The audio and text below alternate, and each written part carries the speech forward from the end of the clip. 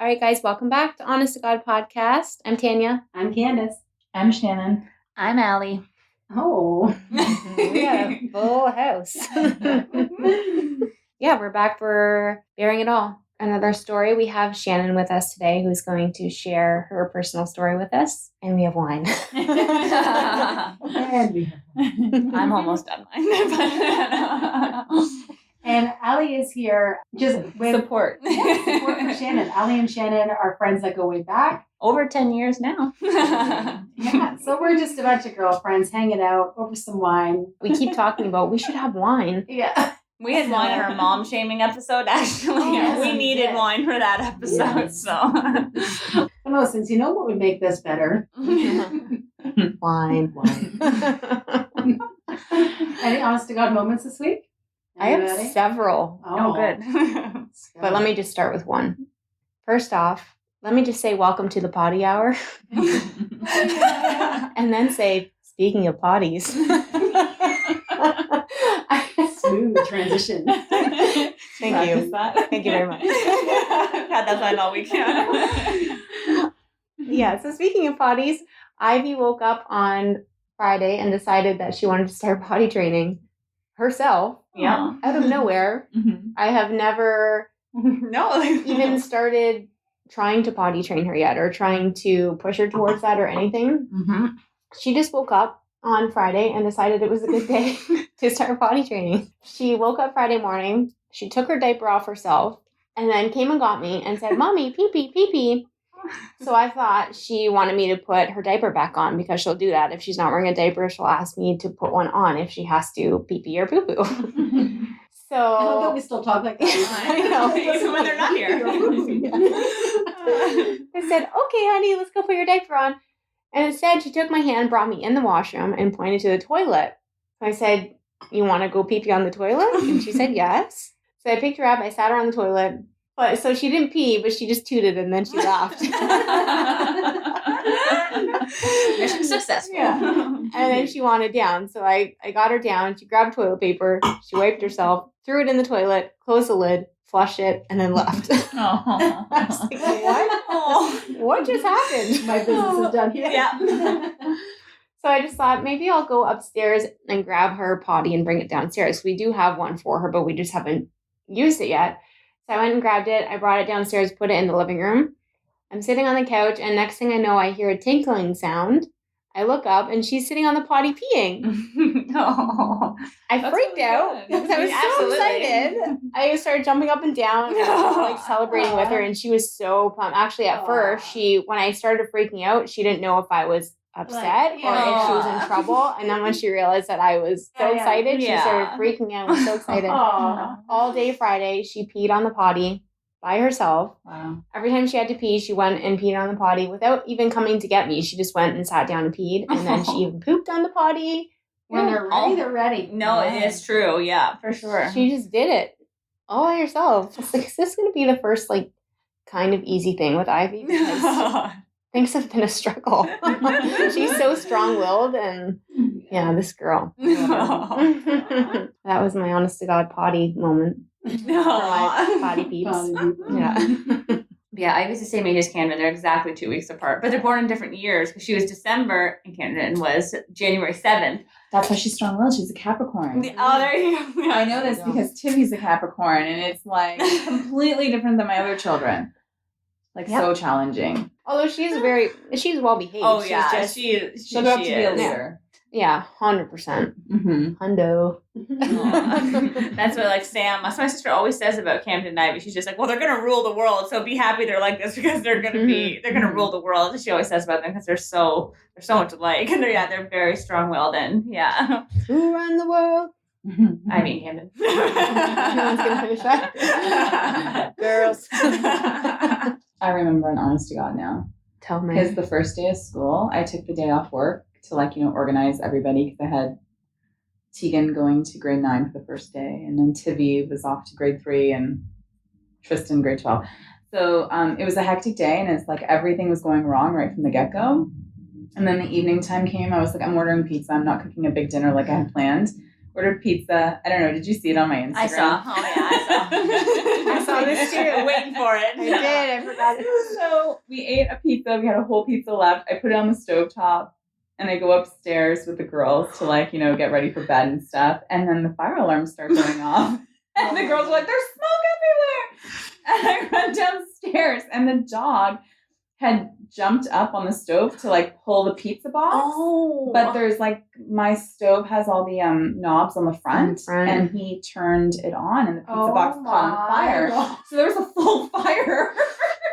And Savannah was like, we need to get out of the house. Tegan's there, let me videotape it. Of course. There's always one. I was like sitting there thinking like, it's an actual fire. Like, what do I do? What do? But I just threw water on it. It worked. I saw it. It was a legit fire. It was a legit fire, yeah. And trying to get the alarms to stop afterwards was horrible because there was smoke in the house. It created a lot of chaos. And then the cleanup was like a mess. But that was my honest to God. And the first day of school. And the first day of school. Yeah. I took it off thinking, like, oh, I'm so organized. And I'm going to like be on top of everything this year. I love that. Your post, this is what the first day actually looks like. Yeah. No, honestly, I've done the same thing though with a pizza box though. This With a dog? No, no, okay. Totally. I wish I could blame the dog, but it's me pretending to clean, putting the pizza box inside the oven to pretend that my house is clean. Over. The next day it's still in there because I forgot all about it, and he starts the oven. So he's a firefighter, so he's really proud of me of this moment, and literally catches on fire. I was like, oh. Did he put it out? He did, and he was really happy with me, needless to say, about that one. But literally the pizza box caught on fire for my amazing cleaning skills. I actually almost did that the other day. I wanted to throw something in there because I was just trying to get out of my way for a second, and Absolutely. I stopped myself because I knew I would do that. I knew that I would forget and turn it on. You would think a fire would stop me, but I still do that now. Podcast is lit. That was bad. I have to edit that out. What do you say, Sam? I say, hashtag, let's get this party started. All right, guys, all funniness aside, let's dive into this episode and talk about some stuff that's actually meaningful. Let's talk about life. Yeah. And how it's thrown at you. Where do you want to begin your story today? Well, I think my story really complex. So maybe the thing to focus on is the past year. I'm a single mom with 4 girls. I've been a single mom for, I guess, 6-7 years. Mm-hmm. But up until last year, I did have a partner. We lived together. We were together for a couple years. We were living together and we were blending like my family. He was becoming a part of it, basically, and getting used to it and trying to like date as a single mom and find someone, who can jive with your kids and then, get all that stuff running smoothly. It takes time. Oh, yeah. And so we were living together for about a year and it was just finally starting to smooth out when, life got thrown at us. He died unexpectedly. So it was really unexpected. That kind of like unraveled me because I'd already, went through a loss when their dad and I had split. And was planning a life and a future with Scott. Yeah, when he passed away suddenly, it shook my world and shook my kids' world. And this past year has been about grieving, surrendering, loss, love, and kind of finding out like what's authentic and what really matters. Because when you lose somebody that's really close to you, it takes, all of a sudden, like all the big stuff doesn't matter that you thought mattered so much that you were like working into your life goals and stuff. It's like all the little things and all the people and all those moments that you didn't really focus on as much. It just redirects your focus. Reassess things. Yes, totally. Grief is not something I've ever experienced before to that level. So it's all been new to me. Grief is different for everybody from what I read and from what I've heard. Especially as a mom too, because I feel like you probably feel like you have to be strong for the kids too, and then trying to feel what you feel though. So that would be hard. In the beginning, in the start when it first happened, I couldn't even focus on being a mom. Thank God I had a support group that was everybody swooped in, and my ex took the girls for a bit, and my mom and my dad and my friends were all there, my sisters, and helped a lot. And then when I did feel, capable again, there would be days where it would hit you. I specifically remember when I was starting to feel like myself again and I could cook and, like run things, making homemade pizza with the girls, and just all of a sudden, like just stopping and crying and being like, I can't do this, because I remembered making pizza with him because he was in the kitchen all the time cooking. That was like his huge thing was cooking. And we had done that a lot. So there would be times where it would hit you, or I'd plan a sleepover for the girls, like, oh, have your friends over. We'll do a dinner and we'll do like this and movies and stuff. And then like last minute I'd be like, why am I doing this? I don't want to do it. And so the girls were really understanding. And thankfully I have older girls. Like my oldest is 19. They were able to understand the emotions and everything that I was going through. And even my youngest. And I didn't try to hide it because I don't believe in hiding the realness of your emotions. Yeah, they were going through stuff as well. And, like if I was crying, I didn't hide it or go away. And I think that's important because then it teaches them to honor that it's run from your okay. Yeah. emotions. You don't need to hide what you're feeling. It's okay to be sad. It's okay to feel whatever you're feeling. Just feel it. And that's the only way you can really move through grief, is to let it move through your body and to feel it. Because otherwise you're, burying it and you're denying it, and it's going to come out at some point, whether it's years down the road or like in a form of illness or something. Right? Yeah. For sure. Definitely. That too just touches on why we've thought it's so important to help people share these stories, because when you don't talk about them, they eat away at you and you don't actually deal with your feelings. Yeah. Burying it just destroys you from the inside. And grief doesn't ever go away. No. You make room for it. Yeah, it's like It looks different, but your life grows around it. Yes. It's almost like it's always at the center of you, and your life will start to grow around it, and you'll continue on with your life. You find ways to cope with it and to find a new normal. But then memories happen or milestones happen and bring it up again. And then it's like just as fresh as it was the first day. And then you go through the emotions again and deal with it. And then again, your life starts to build around it. It's present. And then you start to grow your life around it a little bit. And then it comes up again as present. So it's just always evolving. And people think that, okay, you've gone through this, you're through it, and Grieving it's done. is over. Yeah. Right. No, it's just always in the midst of who you are. 100%. There's things that, people will say or things that remind me of him, that it brings it back, a memory back, right? Just as sharply as before. There's all those things to consider. And yeah, I have a new found understanding of what grieving means, and appreciation for everyone that's gone through it and how they've coped with it. On the outside, it might not appear that someone's having a hard time with something. But I think I relate to that, like, because I would use, my Instagram to post stories and pictures and things. And so I was always constantly getting like messages, like direct messages. Oh, you look like you're so strong. You've done so well. But of course, I'm not posting the crying or the messes that I'm ignoring, or like, the denial, because the world goes on. And that's the hard part. It's like so shortly after the passing is you don't want to work. You don't want to like pay bills, go do groceries. None of it matters. None of that matters. Yeah. No, I just want to stay in bed. Like, there are so many days that, but you have to. And I can imagine too that how angry it could make you feel when it's time to go back to work, when you feel like it's time to start moving on. I can imagine feeling, I don't want to. No, this isn't how this day is supposed to be, or this isn't what my life is supposed to look like right now. Oh, for sure. It's so many emotions. You go through the grief. I'm sure there's different stages, like grief, angry. Stages. Yeah. And anger is one of them, and denial, and acceptance, and Is that something you read up on, things like that? Was that helpful? I did read, and the thing is that it's not like a chronological type order where, okay, you're going to go through this stage and then you're going to move to this stage. It's almost like, okay, denial and then maybe anger later on. It can come and go, and you can repeat those stages at different times. There were things that I did sometimes, that maybe I shouldn't have done. Like maybe I, would get drunk on a weekend with my sister because that's what I needed at the time. And you just kind of take it away for the time being. My mom was like, I don't know, you shouldn't be drinking when you're feeling this way. And I was like, Mom, it's temporary. Like, I would much rather sit here and cry with my sister and drink. And then my mom was like, I don't know about you two.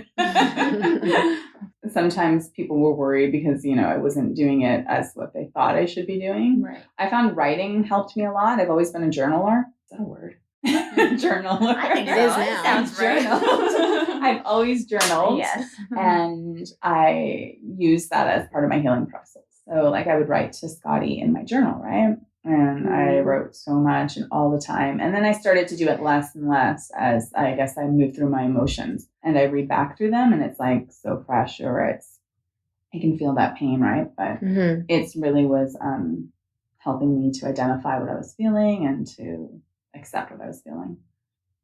Do you still live in the house now that you lived in with Scotty? Yes. Yeah. Okay. And it's taken me like the 1 year anniversary of his death was in June. And so I still I just recently, like the beginning of summertime, took his things out of the shower, like our shower, like his like all those little things you don't think of. His sink still has like his shaving stuff and everything underneath it. Like I cleaned out a lot of his stuff, but I've kept things that I've wanted, and I just haven't had the heart to move them yet. So sorry. In time. Don't be sorry.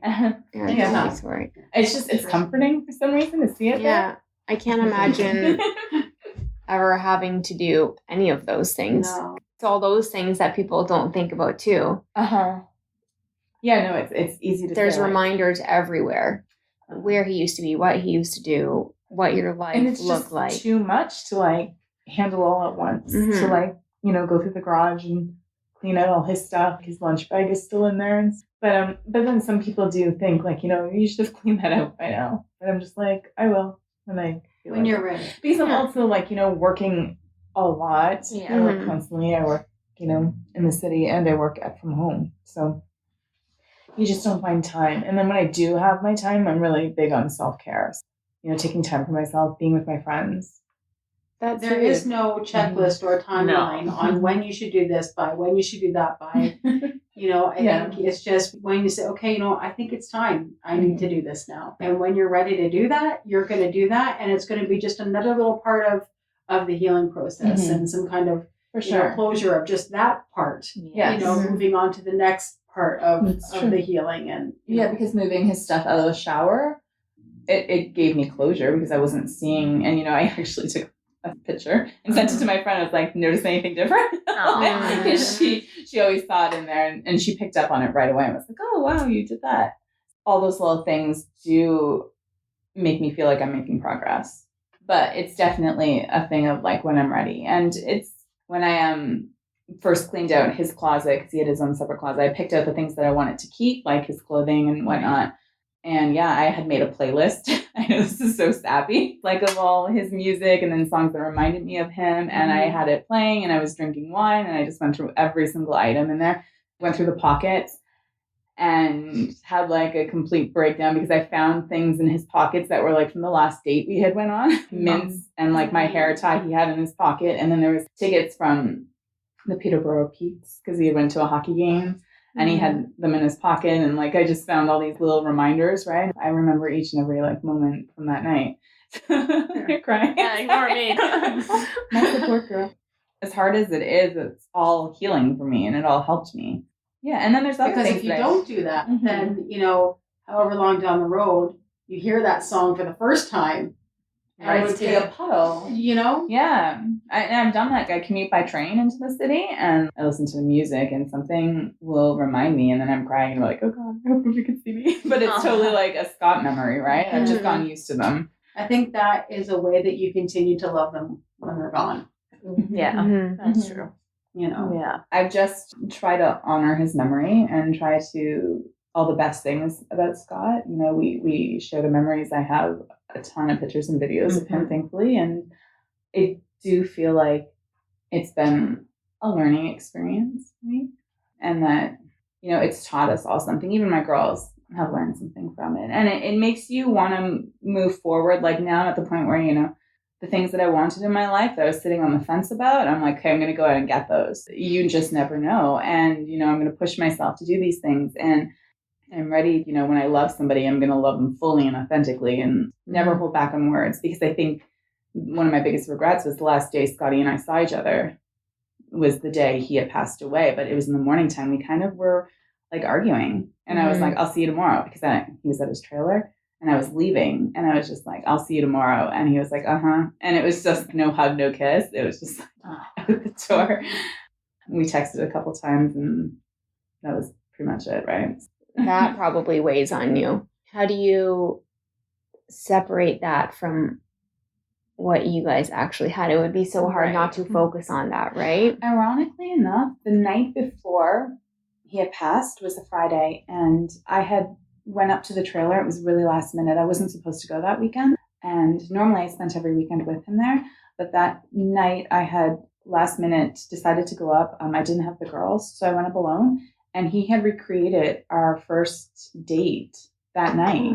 Like, he was really good cook, and he had made me like a dinner, and it was like a recreation of our first night. There was candles, and he like made it all romantic and sweet, and there was like wine, and we had a really good night. It was really odd because we had this really actually deep talk that night. He said some things that he normally wouldn't have said to me. He was more of a shower, not a talker, but he verbalized a lot of things. And it was just, when I think back at the time, I didn't see it as how important it was until it was like a final gift, really. I was going to say, because like even though the morning we were cranky with one another and I had these words and I had left, I was like, see you tomorrow. You know, I had that Friday night to hang on to, and those moments that I'd had with him that were just, you know, out of the ordinary that was for him. The love you guys had. That was your relationship. Yes. I can imagine, though, that it would make it so much easier to pick out all of the amazing moments in your relationship, things that you might take for granted before. And makes you just appreciate all of the little things in day to day that because be found in his pockets, right? Yes. And how sweet those were. He kept your hair tie, and you said. Were you at home when you found out? You were at home, I was home with the girls, and I had my nephew over too as well. I don't really remember the phone call happened, and I don't really remember much what happened. Right. I think the girls took over. Tristan took over. My 17-year-old took the phone. I think I hung up, and then I fell, basically. I don't remember. Everything was like, I saw spots. I saw like, I didn't understand. Your brain goes into shock. It was his friend that called me saying he's gone. And I was saying, gone where? Thinking he got in his truck and went somewhere. And I was like, why are you calling me to tell me he's gone somewhere? And he's like, no, he's gone. Telling me, you know. It would not feel real. I cannot It didn't imagine. feel real. And then I just screamed when he told me he had died.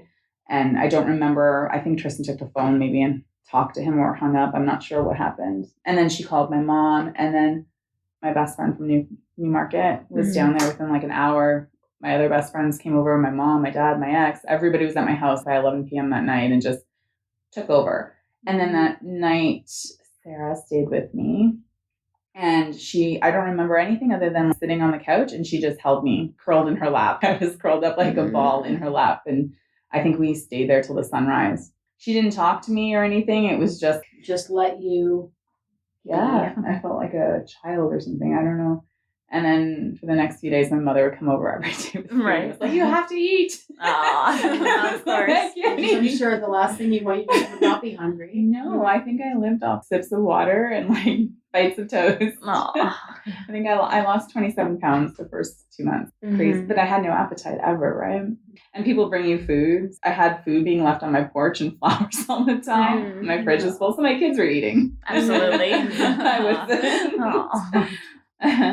that moved on, and then the time has passed, and I feel ready. You know, starting to date again has been really strange, trying to reintroduce love into my life again, because I have these connections with Scott. When he passed, we were together, and it feels like a conflict when I'm trying to date again, because I talk about him like he's still my boyfriend, or I have all these memories, or I don't shut up about him, or they do things that remind me of Scott. I'm like, oh, Scott used to do that. It's like, you know, that would be so hard to navigate. Really hard. Yeah. I'm going through that now because there's one person that I've been seeing, and he's really understanding, which is great. So I feel safe to talk about Scott with him. It's a tricky thing because I still have Scott stuff in my house. memories, and it's not like we broke up. Mm-hmm. It was just a transition. And Right. There's no finality to anything. No, it's an odd thing. And there's no manual that tells you how to go about these things. So it's really just figuring it out as you go. Found that I started following a lot of Instagram people who had similar experiences. There was a girl that had lost her boyfriend like a week after Scott passed. And I started following her story online. Mm-hmm. I related to everything she wrote and posted. And I wrote to her a couple times and she would write back to me. And there was just a connection, like, because you see yourself in their pain. That's the great thing about social media, I guess, right? I found that helped a lot too, because they can verbalize what you're feeling. It's nice to know that you're not alone feeling those sort of things. It's hard when you're young and you lose your partner because you're not expecting it. Yeah. And you're just starting this life together. You weren't ready for this to happen. I know. And then you have the whole like, well, we don't have a long history together, so do I have a right to feel so upset? You feel like you're losing not only like what was going on, but you feel like you're losing the potential of what it could have been and the future that you had planned out together, right? Because we talked about all the things we were going to do, and there is a lot that you lose. You lose your half, and then you lose whatever future you thought you had set up for yourself. And trying to be a mom, and just going back to like, I know I'm a single mom again. Now I'm alone with the girls, living alone, and you don't have that other adult to like vent to. Or to, help around the house. Not to, like, minimize it to that's all, that's a huge thing. Yeah, just the day-to-days. The day-to-day, yeah. It's hard to run a house. How did the girls handle it? I know they're all so different, but... It was different, every single one of them. Tristan's really great with verbalizing things. Right. She made a post for his memorial. She's the one that took all my photographs, because I had over 300 pictures of our life together. And she took all the photographs and made a scrapbook for it. That was really beautiful. She did like a really lovely post and wrote her feelings in it.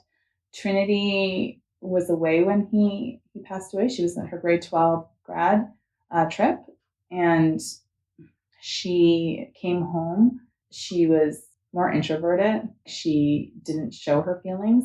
And then she was at work one day, and a truck pulled up that was identical to his, and she said she just lost it. And that's when she started bawling, was at work, because the truck just gave her a sharp memory. Like, she for a second thought it was Scott, right? Right. So after that, she's talked about it a bit more, and she's had a few cries since that time as well. Savannah, my youngest, she's really stubborn, and her and Scott always butt heads. They were both Capricorns.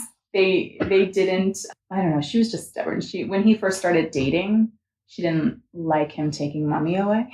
Oh. There was a lot of jealousy on her end, And he would always, when he would come over, he would bribe and bring, bags of candy or an ice cream, like a DQ cake. That would be his thing. And I still remember one story. He's like, do you know, you were in the kitchen and I served her the cake, and she looked at me and she was eating, and she's like, I still don't like you. And she like whispered it under her breath so you couldn't hear. I was like, that would totally be a Timmy thing to say. Like, I still don't like you. It was like his mission to get her to like him, right? Right. And they were starting to have their own little unique connection. He would take her out, and so after he passed, I had a picture of the two of them together, and so she had asked me to frame it and put it in her bedroom, and she still has it in her room. And Tegan, also my 13-year-old, she cried a lot as well. I don't know. I think the thing about the girls is that we've already gone through so much prior to Scott passing. Like, we've gone through, our own, coming from like, broken households and just things that we've gone through. So we've always been tight, and we've always talked about our emotions. So I think the way my family like all stepped in and supported one another, and how the girls all came together, like there were nights where all of them were in bed together, watching a show, or we just stuck home more. Like, people went out less, we stuck home, we stuck around each other more. It's like you just didn't want to be away from one another kind of thing. Savannah did go through a process of, what if you die? One day she woke up and he wasn't here anymore. And it was like, well, what if you die, Mom? And so she started sleeping in my bed a lot, which really hasn't stopped.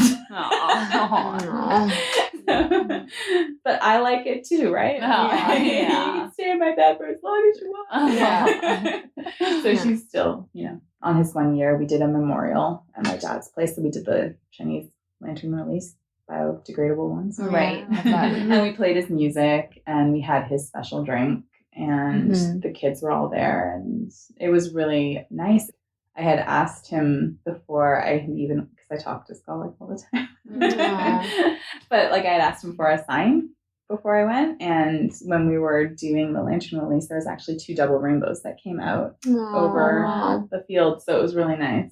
And there was no rain at that time. So it was neat. Did you ever feel angry at points when you felt like other people start not bringing it up as much, or where you felt like people's lives were starting to move on and you felt, I don't know, I just, like, I know my story is so incredibly different from your, like, my grief is totally different that I dealt with in my story.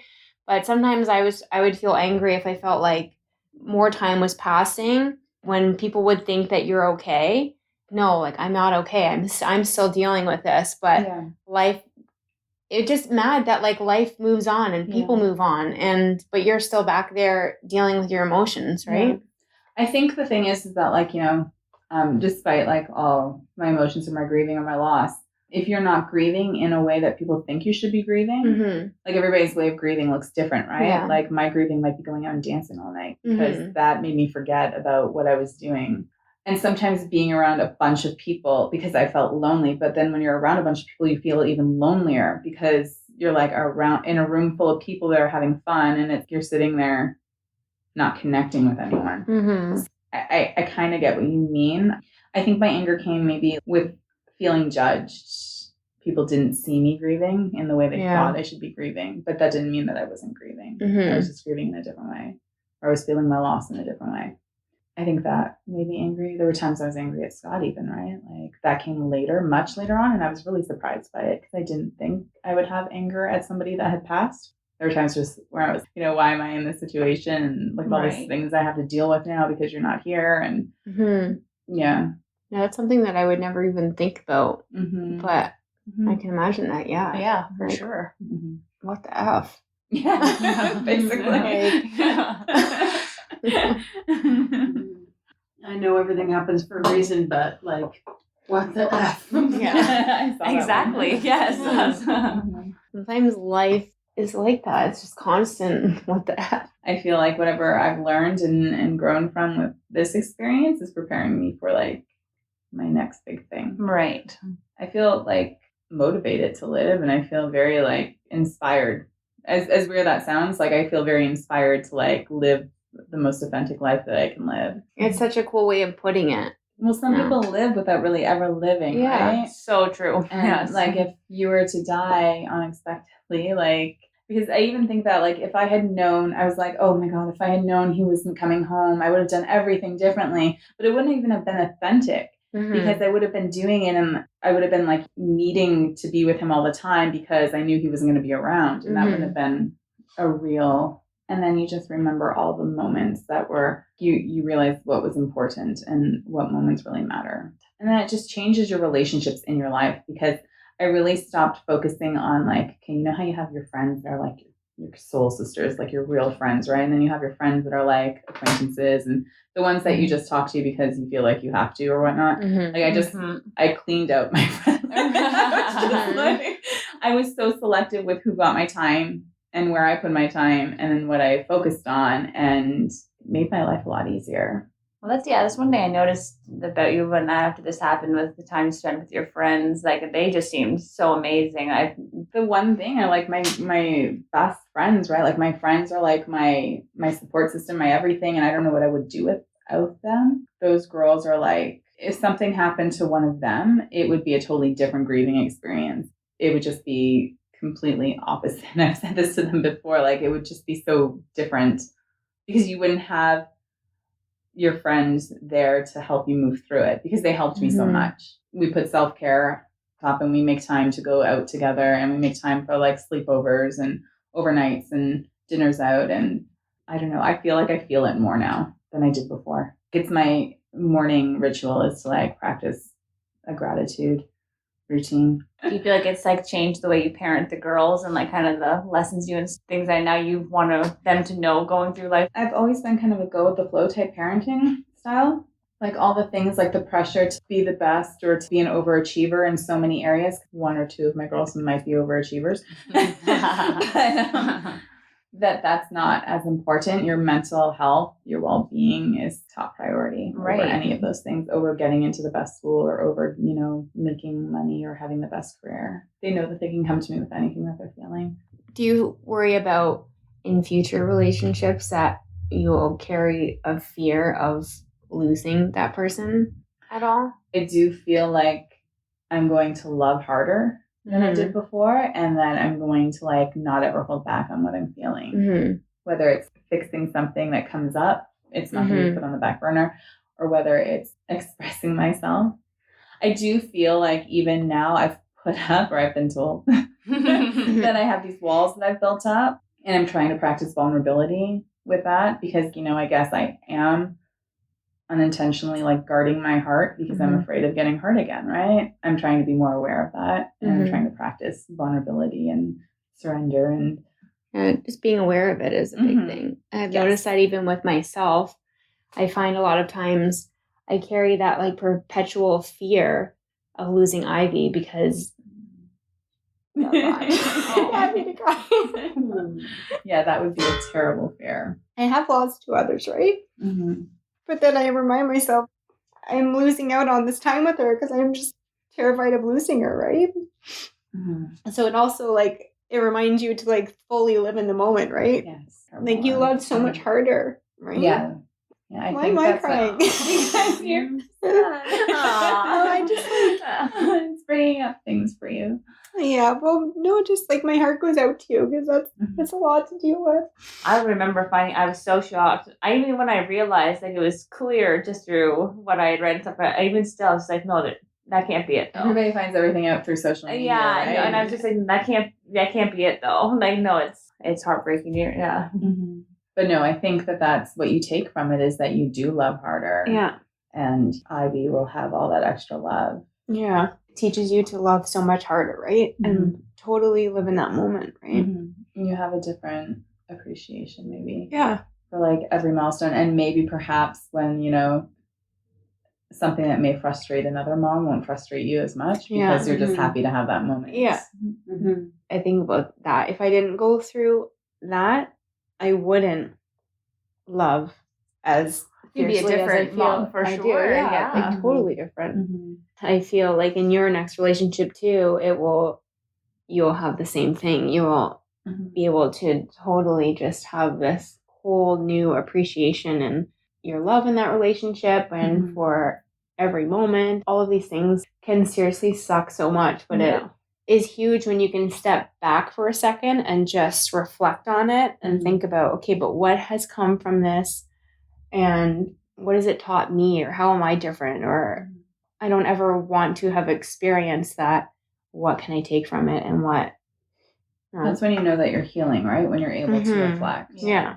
Because when you're not healed yet, or when you're not ready to process it, you're not even willing to look at that reflection, like reflect on it. It's why it's so important to move through your feelings and to recognize them and to honor them.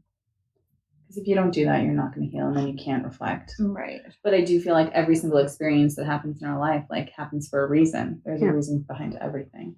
And that's more true to me now than it was, like, you know, years ago. And I think that statement, so many people like totally agree with that statement, or they totally feel the opposite. Yes. And people that have gone through hard things, right? Some people cling to it and think everything does happen for a reason. I think that's when you can actually just reflect and think, okay, what can I take from this, rather than just focusing on this horrible event that just happened. Or when you aren't dealing with things and you're just zoning in on, there's no reason why. There's nothing good that could come from this. Or maybe just even rewording it instead of saying that everything happens for a reason, just saying everything can be used for good. Yeah. You can choose to see that there could be some good that I could take out of this and turn this into something. And I'm not going to believe that this happened for a reason, or this was meant to happen to teach me something, or, because I don't think that's the case either in all things. But I do think that good can be found in anything if you choose to look for it. And that comes in time, like you said, Shannon. That's not there. Something devastating happens to you. You're not in the headspace to even entertain the idea that I'm going to try and find some good in this. Right. No. That comes much later in the healing process where, like you said, you are in a position to be able to reflect it. Yes. That doesn't happen right away. No, it's starting to happen now for me, where I'm able to, like, I've trained my brain enough to where I can see the connections that I've made since then and the things that I've learned, right? Where it's benefited me to make me, like, a more full person. You can choose to let it destroy you or choose to let it. Yeah. You can become a victim of your circumstance or you. And you're such a perfect example of taking what life has thrown at you and just pieced it together in a way that has continued to build yourself up and your girls up. And I think that they're learning so much from how you've handled this experience and how important family is and sticking together and being there for each other and being raw and vulnerable with each other. And definitely a lot of things thrown your way we're a tight-knit family. Yes, definitely. They're my greatest loves. Well, I love that you come to share this story with us, and I think it's going to help so many other people that are dealing with grief in their own ways, in their own situations, to take a step back and try, at least attempt to look at it through a new lens.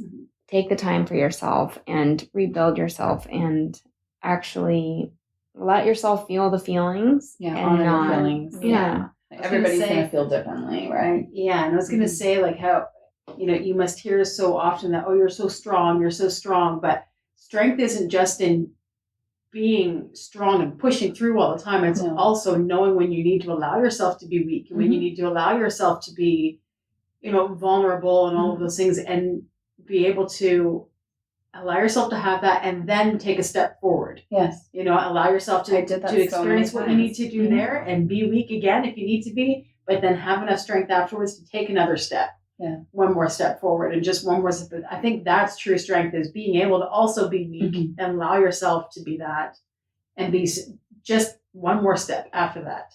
Yeah, you need to recognize when you need to just cry on the bathroom floor. Right. Or when you're, call somebody to come over. Or when you just need to tell everybody to step away and leave you alone, because that also is important. Recognizing what you need in the moment and asking for it. Right. Because I think we forget to ask for what we need because we feel like we're too much, or we feel like, we're being a burden to somebody.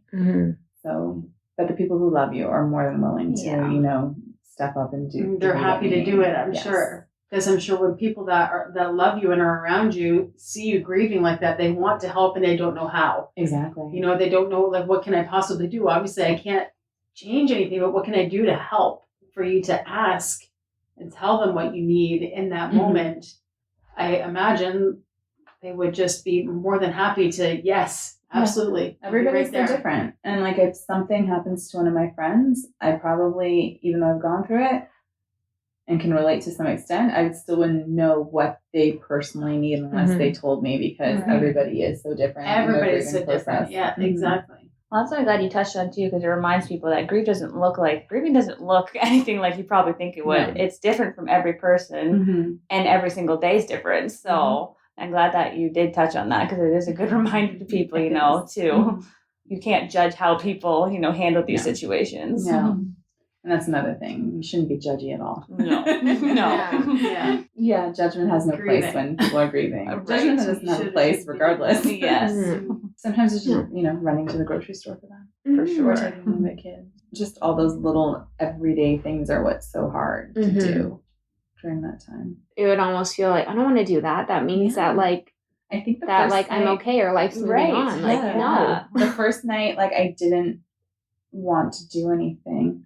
I had been in bed for, like, a while. Like, weeks. I was just going to bed early, and my sister had come over and was like, okay, you were having a night out. And I was like, I don't want to go out. And she's like, I'm not giving you the option. You're going out. I'm like, I have nothing to wear. And she's like, I brought you a dress. And she threw a dress at me. I was like, I don't want to go out. Fully prepared for every response you were going to have. She had a response for everything. She's like, you're not paying for anything. I've got our drives there and back. And I ended up forgetting for the night you know, what was going on. And I had a lot of fun. And my connection with her just really was cemented during this time. We were always close before, but even more so because she just automatically always knew what I needed. I think that's the best thing that I took out of this, was my connections with people and how close I got to everybody in my vulnerability. I always feel so weird saying that word. I feel like I'm saying it wrong always. I feel like I have to think about pronouncing it. Vulnerability. Vulnerability. I feel like you have to move your mouth so weird to actually say it. And then like rubber lips. Yeah. But it's true because we have to be so vulnerable. And to let yourself lean on other people. Yes, when you're used to being like, you know, the mom and the strength of the family, and everyone looks at you as this person who's got your shit together. Mom, yeah, that work. Yeah, you are. And then, you know, you have to like surrender and okay, I don't have all my shit together. No, I'm falling apart. Thank you. Yeah. I love that you came to share this with us, and thank you so much for opening You're an incredible woman, and incredible mom. That absolutely must not be easy to talk about or reflect on, because it means you have to go back through and think about what you were feeling then and what you're feeling now. Again. It's I can do it without anxiety though now. You know, I can do it without, like, I can feel the sadness at my loss and that, you know, him not being here anymore, but I can still connect with the love that I felt. And telling stories about Scotty is one of my favorite things. Like looking at his pictures or talking about him to my friends or remembering moments probably is like one of my favorite things to do. Keeping his memory and his life alive and honoring it. And I think that's one thing people don't realize is that you do want to talk about it. People just aren't sure if you want to or how to bring it up. But am I gonna like make you really upset by talking? Exactly. No. But it's like, no, I want to, because then it makes me feel good that you're remembering and that you're acknowledging that this is important to me and that he was important. And that was the hardest thing. It was like, in my head, I was like, I need to know he still exists. He needs to still exist. He needs to still exist. And that's like what I would write about all the time. He was just going to be gone. But I feel his presence like really strongly. We all have signs that we feel that are from him. So it's a neat experience too, in a way. Well, just that you have that too, to help. How do these people go through things without strong? I know. When I think about other people who don't have, even we talk about sometimes about single moms and things like that, we're just like, how do some people do this? Yeah. My girlfriend, after he had passed, she had actually got his fingerprints and had it put on this ring. Surprised me with it like a month after he passed. Yeah, it's just a ring and it has the place where we first met engraved on the inside, and then his fingerprint is like on the outside. So that was like one of the coolest things, and I never take it off. Where did you first meet Scotty? We had met in high school. Right. We had known each other, kind of acquaintances in a way. We were more friends at the time because I was single mom and I was going out a lot. Him and I would talk and he'd be like, so how was your date last night? Oh, okay.